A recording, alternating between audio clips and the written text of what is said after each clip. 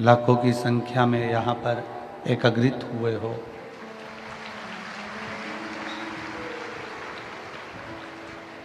और लाखों की संख्या में आप लोग यहाँ पहुँचे हुए हो, एकत्रित हुए हो।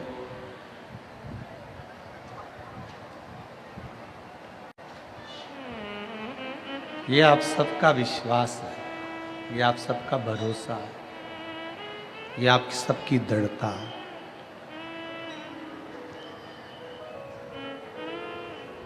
और विश्वास, भरोसा, दृढ़ता जब बढ़ती है, विश्वास जब बढ़ता है, भरोसा जब बढ़ता है, दृढ़ता जब बढ़ती है, तो शिव महापुराण की कथा कहती है फिर मंजिल जरूर मिलती है, हमारा लक्ष्य जरूर मिलता है।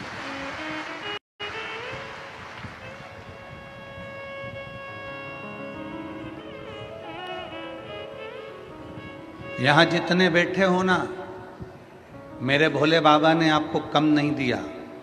आप 6 महीने से, 8 महीने से, 1 साल से, 2 साल से, 5 साल से, 4 साल से, 3 साल से, 7 साल से जो कथा सुन रहे हो, वो कथा सुनने के बाद का समय निकाल कर देखिए कि मेरे शंकर भगवान ने आपको क्या क्या दिया है और क्या क्या नहीं। आप उसको अंदाजा लगाइए, आप उसका स्मरण करिए, आप उसका स्मरण करिएगा कि मेरे शंकर ने आपको क्या क्या दिया है, मेरे शंकर भगवान ने आपको क्या क्या प्रदान किया।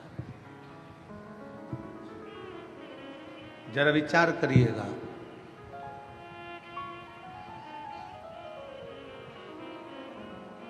हम केवल भजन में नहीं कह देते कि खाली ना जाता कोई दर से तुम्हारे, केवल ये बात।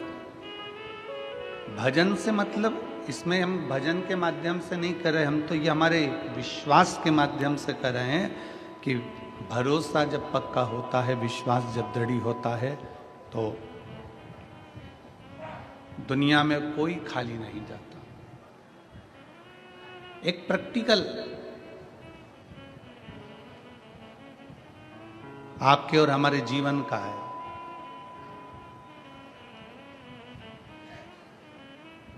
तुम्हारे दरवाजे पर एक गाय आकर खड़ी हो गई, तुम्हारे दरवाजे पर एक गौ माता आकर खड़ी हो गई, एक गाय आकर खड़ी हो गई, बहुत देर तक खड़ी है, आस लगाकर, विश्वास रखकर, भरोसा रखकर, दृढ़ता रखकर वो तुम्हारे दरवाजे पर खड़ी हुई है, बहुत देर से खड़ी है, बहुत देर से।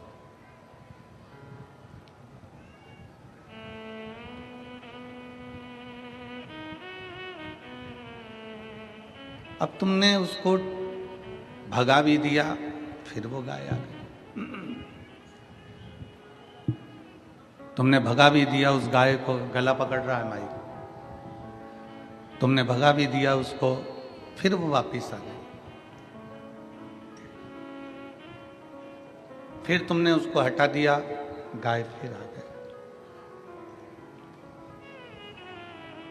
बार बार वो गाय क्यों आ रही है? क्योंकि उसको मालूम है कि इस दरवाजे से मुझे मिलेगा जरूर, एक रोटी इस दरवाजे से मुझे प्राप्त जरूर होगी, ये पक्का है। ये गाय का विश्वास है, ये गाय की दृढ़ता है, ये गाय का भरोसा है। ये गाय का भरोसा, ये गाय की दृढ़ता, ये गाय का विश्वास है कि मुझे इस दरवाजे से एक रोटी जरूर मिलेगी, एक रोटी जरूर मिलेगी। ये गाय का भरोसा कहता है, गाय का विश्वास कहता है। तुमने एक बार भगा दिया, वो फिर आई, फिर भगाया, फिर आई, फिर भगाया, फिर आई, आखिरी में तुम अंदर गई और तुमने एक रोटी निकाल कर लाकर गौ माता को दी।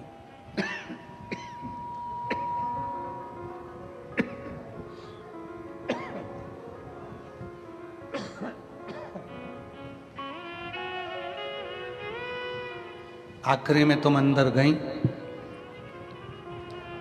और एक रोटी निकालकर तुमने गाय को लाकर दे दिया, गौ माता को दिया।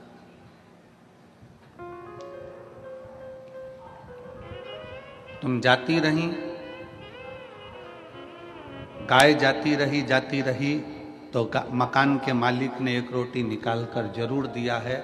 उसी तरह गाय अपना विश्वास नहीं तोड़ी तो उसको रोटी जरूर मिली।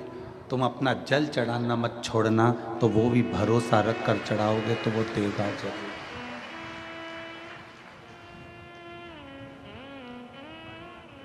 गाय जाती रही तो उसको रोटी मिली जरूर है। पक्षी छत पर आता रहा तो उसको दाना मिला जरूर है। और शिव महापुराण की कथा में अपने आसपास का क्षेत्र हो, नजदीक में हो और शंकर का मंदिर अगर पास में हो तो जाते रहना। पक्षी को दाना मिल सकता है, गाय को रोटी मिल सकती है, तो हमें भी हमारा बाबा कुछ ना कुछ दे ही सकता है। विश्वास के भरोसे पर, भरोसे के बल।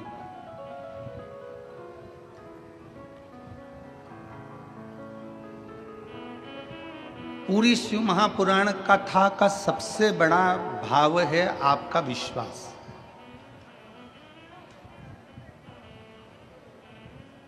पूरी शिव महापुराण कथा का सबसे बड़ा ज्ञान है आपका भरोसा, आपकी दृढ़ता, आपका विश्वास।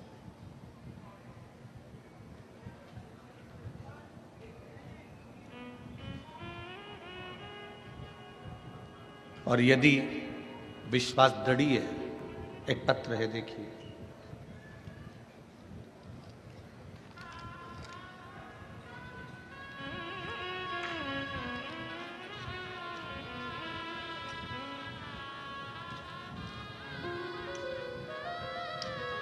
मेरा नाम मंगला नारायण राजपूत है। मैं महाराष्ट्र के जिला नंदुरबार गांव वावद से हूँ। कहीं बैठी हों तो हाथ हिला सकती हैं। आप ही हैं? श्री शिवाय नमस्तुभ्यम। एक बार वापिस हाथ हिलाओ। आ जाइए, एक बेलपत्र ले जाना, आ जाओ। मेरा नाम मंगला नारायण राजपूत है। पत्र को आप लोग एलईडी पर आस्था चैनल पर पढ़ सकते हैं। मैं महाराष्ट्र के जिला, चोंगे जैसी आवाज आ रही है, बक्सों में भी। मेरा नाम मंगला नारायण राजपूत है। मैं महाराष्ट्र के जिला नंदुरबार गांव वावद से हूं। मैंने नासिक 2023 में पंडाल में बैठकर कथा सुनी। भोले बाबा का नाम लेके मैं वहां की मिट्टी को उठाकर लाई। मेरी बेटी राधा राजपूत सरकारी नौकरी की तैयारी कर रही थी। कई बार उसने प्रयास किया पर सफलता नहीं मिली। राधा राजपूत ने विचार करा कि अब एग्जाम नहीं दूं, पर बाबा पर भरोसा कर कर मैंने कहा मैं नासिक की कथा सुन के आती हूं और बाबा से कह कर आती हूँ। मैंने सुना है कि पंडाल में बैठकर जो बोला जाए, पंडाल में बैठकर जो कहा जाए, बाबा वो सुनता जरूर है। मैंने नासिक की कथा पंडाल में बैठकर श्रवण करी और पंडाल में बैठकर कथा सुनकर वहाँ की थोड़ी सी मिट्टी लेकर मैं बाबा को प्रणाम कर कर आ गए। बाबा ने ऐसी कृपा कर दी गुरुदेव कि मेरी बेटी ने जो जो एग्जाम दिए थे, 6 महीने के अंदर मेरी बेटी ने जो जो एग्जाम दिए, उन सारे एग्जाम का परीक्षा दी। उस परीक्षा का रिजल्ट मेरे बाबा ने दिया और 6 महीने में मेरी बेटी जितने एग्जाम देती थी, सारे एग्जाम का फल बाबा देता था और 5 जगह से सरकारी नौकरी मेरी बेटी के लिए आई।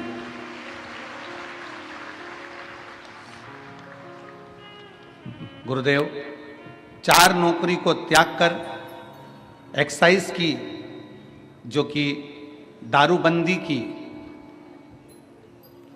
नौकरी होती है, जिसमें पुलिस का पद होता है, बाबा की कृपा से आज मेरी बेटी एक्साइज दारूबंदी के पुलिस विभाग में बाबा की कृपा से नौकरी कर रही है।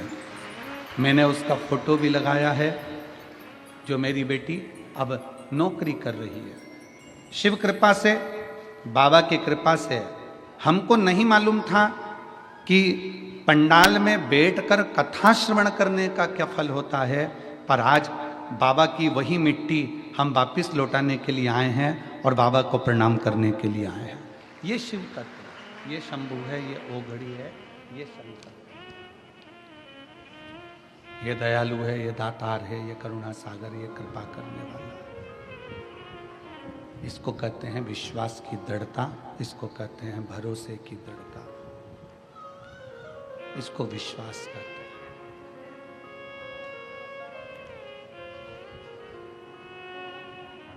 शिव की प्रियता है, उसका भरोसा।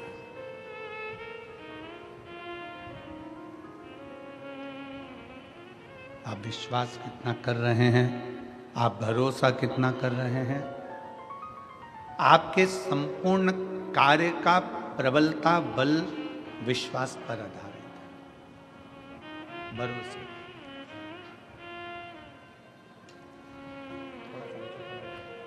थोड़ा सा आप कितना भरोसा भगवान पर कर रहे हैं, आप कितना विश्वास भगवान पर कर रहे हैं, ये आपके ऊपर निर्भर करता है। मेरी जीजियों, मेरे जीजाओं, इस पवित्र पावन प्रांगण में, इस मंडप में, कथा के पंडाल में विराजमान सभी श्रोता भाई बहन, बेटियां, बेटा, मेरी माताओं, मेरे भाई, एक विश्वास अपने अंदर उत्पन्न करिए, एक भरोसा अपने अंदर उत्पन्न करिए, एक दृढ़ता अपने अंदर उत्पन्न करिए। और जब भरोसा और विश्वास आपके भीतर दृढ़ होगा तो आप जो शिव महापुराण की कथा सुन रहे हो ना, मेरा बाबा झोली भरकर जरूर भेजेगा, विश्वास कर।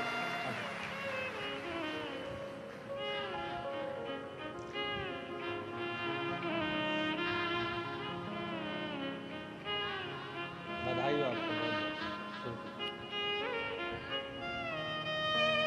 बधाई बेटी के लिए बाबा की शब्द, बाबा की बाबा,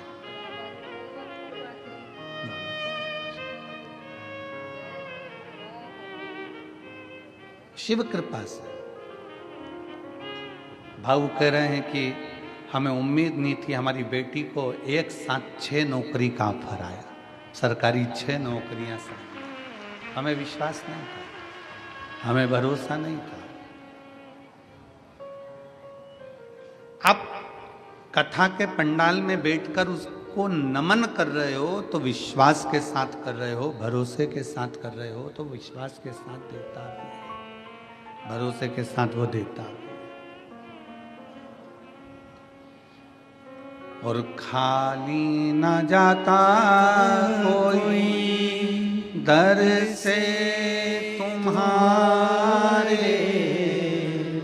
खाली न जाता कोई दर से तुम्हारे, मैं भी खड़ी हूँ नदी बाहे फसा।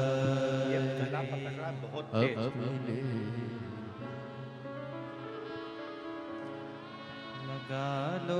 लगा लो गिरा जा रहा हो, उठा लो भोले अपने दर से अब तो न टालो, गिरी जा रही हो, उठा लो। आप जिस भरोसे पर विश्वास के साथ बैठे हो, दृढ़ता के साथ बैठे हो, शिव क्या ना दे आपको, शंकर क्या ना प्रदान करे आपको।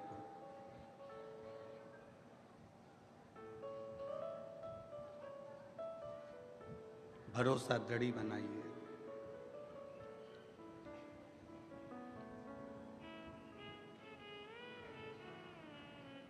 एक बांध का पानी जब खतरे के निशान तक पहुंचता है एक बांध का पानी जब खतरे के निशान तक पहुंचता है तो उस पानी को छोड़ दिया जाता है। तालाब का पानी जब खतरे के निशान तक पहुंचता है तो उसको छोड़ दिया जाता है। चोंगे जैसी आवाज आ रही है, यही पकड़ रहा है गला।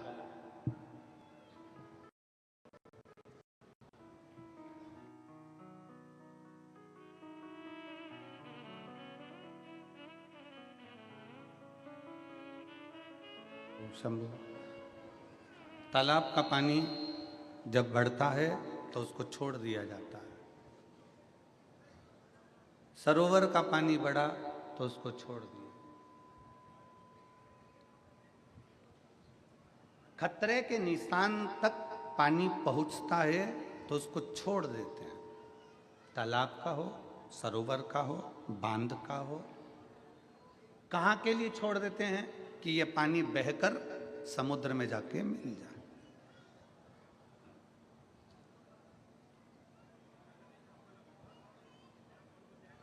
समुद्र में जाके ये पानी मिले।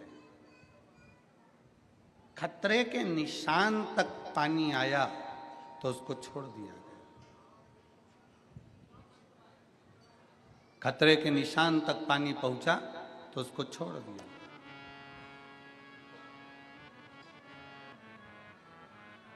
और उस पानी को छोड़ा इसलिए कि वो पानी समुद्र में जाकर मिल जाए। जैसे पानी बढ़ता चले जाता है और खतरे के निशान तक पहुंच जाता है तो पानी को छोड़ दिया जाता है, उसी तरह जब आपकी उम्र भी खतरे के निशान तक पहुंचने लगे तो इस उम्र को भी भोलेनाथ के चरणों में छोड़ दो। ये उम्र भी खतरे के निशान तक पहुंचती है।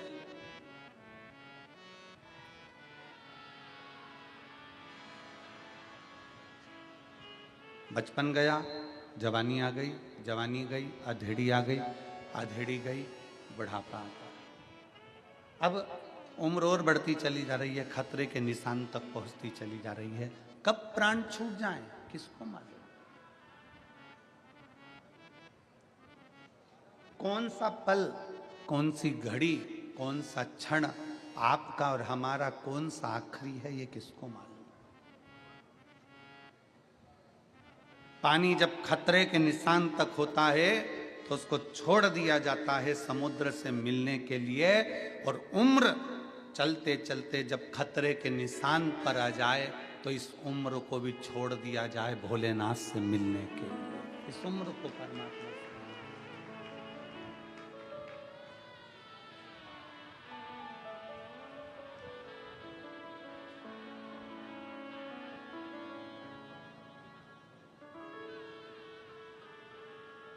कभी जिंदगी में एक मौका मिले, मेरे काल अधिपति महाकाल राजा के चरणों में बैठो।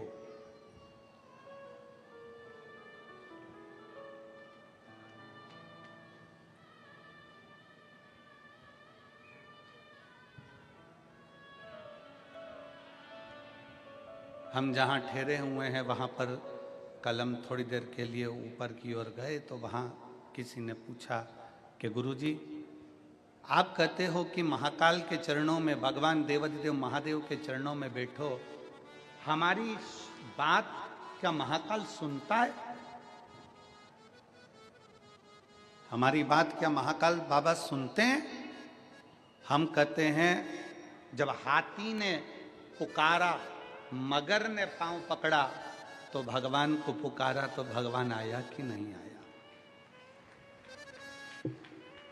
एक चींटी के पांव में भी अगर पायल बांध दी जाए और पायल बजे चींटी के पांव की तो वो पायल का शब्द भी सुन लेता है।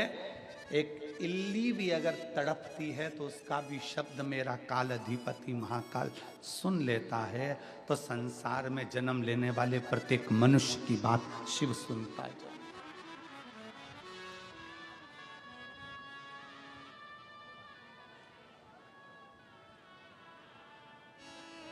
सुनता है। हम हिंदी बोलते हैं, वो हिंदी में सुनता है।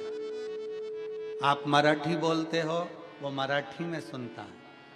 तुम्हारे बाजू वाले गुजराती बोलते हैं, वो गुजराती में सुनता है, और आगे वाले राजस्थानी में बोलते हैं, वो राजस्थानी में सुनता है। कोई तमिल में बोलता है, कोई कन्नड़ में बोलता है, कोई केरला में बोलता है, वो सब भाषाएं सुनता है, सब भाषा।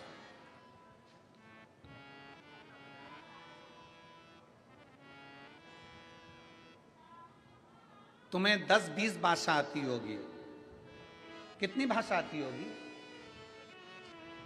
आपको और हमको 10-20 भाषाओं का स्मरण हो सकता है, हम समझ सकते हो, पर उससे पूछो, वो चिड़िया की भी भाषा समझता है, इल्ली की भी भाषा समझता है, झिंगुर की भी भाषा समझता है, चूहे की भी भाषा समझता है, पशु और पक्षी की भी भाषा समझता है। दर्द केवल मनुष्य को ही नहीं, शिव पुराण की कथा कहती है, दर्द इस मृत्यु लोक में चाहे जलचर हो, थलचर हो, वायुचर हो, कोई भी जीव हो, दर्द उसको भी होता है। और वो सबका दर्द मिटाने के लिए अपनी कैलाश को छोड़कर, अपनी अवंतिका नगरी को छोड़कर मेरा महाकाल राजा तुम्हारे करीब में आ ही जाता है। दर्द किसको नहीं होता?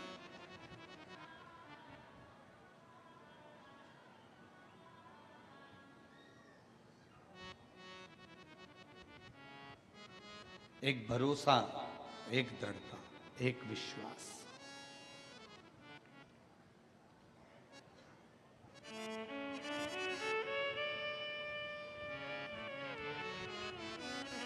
कितना सुंदर किसी ने कहा कि मानो तो मैं गंगा माँ हूं और ना मानो तो मैं बहता पानी। अगर मान रहे हो तो मैं गंगा जी हूं, नहीं मानोगे तो बहता पानी।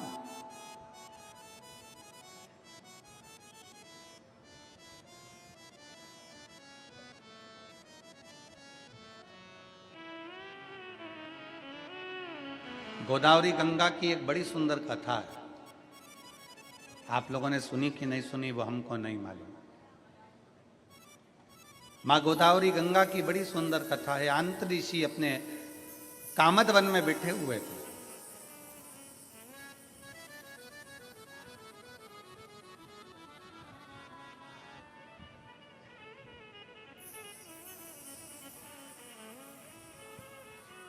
और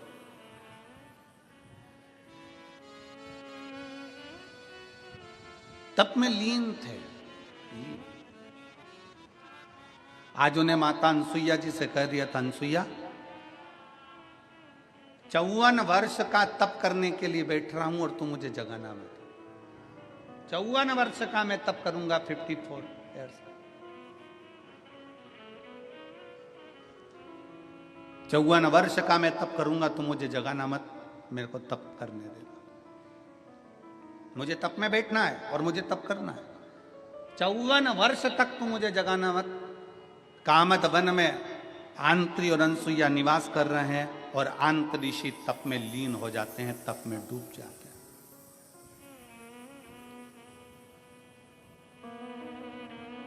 अनसुईया जी को क्या मालूम था कि ये कौन सी लीला होने वाली है, उनको तो कुछ ज्ञात नहीं था।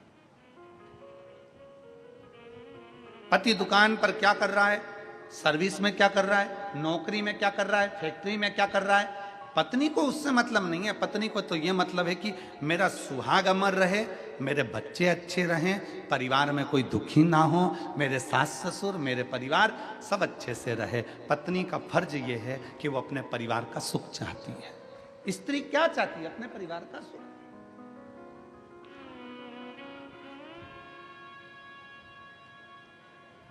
और कोई कोई पति आकर कह भी देते हैं हमसे, हमारी पत्नी ऐसी है गुरुजी कि वो हार बनवाने का कहती है, कोई कहती है कि मुझे साड़ी दिलाओ, कोई कहती है मुझे मंगलसूत्र दिलाओ, कोई कहती है मुझे चूड़ा दिला, कोई कहती है मुझे ये दिला। तो हम उन पतियों से कह देते हैं, दिला दो ना, दिलाने में तुम्हें क्या टेंशन है, दिला दो। अरे गुरुजी अगर अभी दिलाएंगे तो और डिमांड करेगी। अभी हमने हार दिला दिया, फिर कहेगी कड़ा दिलाओ, कड़ा दिला दिया तो कहेगी ये दिलाओ, फिर कहेगी वो दिलाओ, डिमांड बढ़ती चली जाएगी। हमने कहा बढ़ने दो ना, अच्छा है, डिमांड बढ़ना चाहिए, तुम तो दिला दो। अरे गुरुजी तुम हमारी पत्नी का पक्ष ले रहे हो, तुम्हें तो हमारा पक्ष लेना चाहिए। हमने कहा ईमानदारी से बोल, अगर तू 25, 50, 1 आध लाख की रकम अपनी पत्नी को दिला देगा तो ईमानदारी से बोलना, पत्नी वो रकम लेकर क्या ऊपर जाएगी? पत्नी वो रकम तेरे ही बुरे वक्त में काम आने के लिए निकाल कर दे दे। पत्नी रकम लेकर ऊपर जाएगी। अगर वो अंगूठी मांग रही है, अगर वो मंगलसूत्र मांग रही है, अगर वो चूड़ा मांग रही है, थोड़ा सा उसने विनय करा है, दे दो। अरे पति कहता है अगली बार फिर डिमांड करेगी, अरे करने दो ना। पड़ोसी से थोड़ी ना मांग रही है, तुमसे मांग रही है। और जो अपना होता है, जो अपना प्रिय होता है, मांगा भी उसी से जाता है। जैसे मेरे महादेव अपने प्रिय हैं तो उनसे मांगा जाता है। हमने पहले भी कथा में कहा, कई लोग हमारी इस बात का विरोध करते हैं। कई लोग कहते हैं कि भगवान से नहीं मांगना चाहिए, भगवान को तो देना चाहिए, भगवान से कुछ मत मांगो, भगवान को तो देओ, भगवान से कुछ मत मांगो, भगवान को तो देओ। कई लोग हमारे इस बात का विरोध करते हैं। और हम क्या कहते हैं कि वो तुम्हारा बाप है, वो तुम्हारा पिता है, वो तुम्हारा बाप है, तुम्हारा पिता है। और अपने माँ बाप से मांगने में संकोच नहीं करना चाहिए। माँ बाप के पास बैठो, उससे अपने दिल की बात कहो और मांगो। वो अपना पिता है, अपनी माँ है, उससे क्या।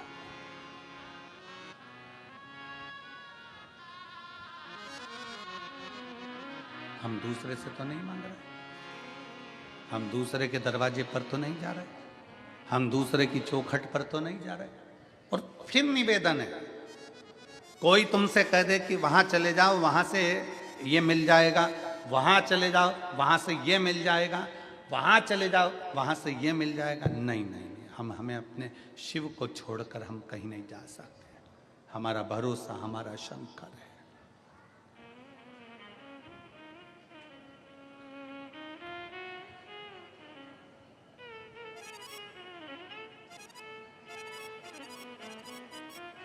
हमारा भरोसा हमारा शिव है, हमारा भरोसा हमारा शंकर है।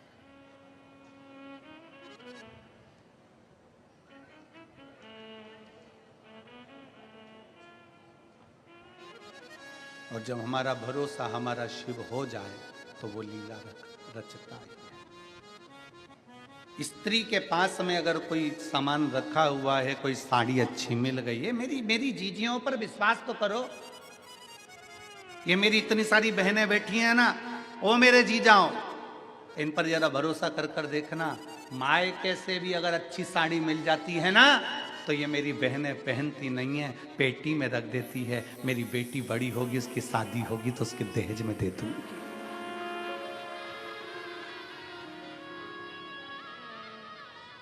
अच्छा गिफ्ट आइटम मामा जी के यहाँ शादी में मिल गया, मौसी के यहाँ मिल गया, नानी क्या गई थी वहां से कुछ अच्छा चीज मिल गई, अच्छा आइटम मिल गया, गिफ्ट आइटम मिल गया, उसको उठाकर पलंग पेटी में रख देती है। क्यों? जब मेरी बेटी की शादी होगी ना, मैं उसको दे दूंगी।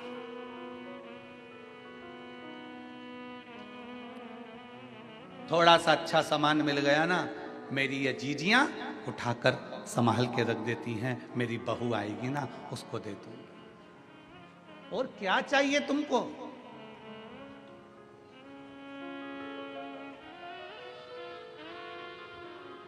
लोग कहते हैं इन्होंने बहुत ज्यादा त्याग करा, ये संत बन गए। कोई कहता है इन्होंने बहुत ज्यादा त्याग करा, ये त्यागी बन गए। कोई ने कहा इन्होंने बहुत सारा त्याग करा, ये सन्यासी बन गए। कोई ने कहा इन्होंने बहुत तप करा, ये तपस्वी बन गए।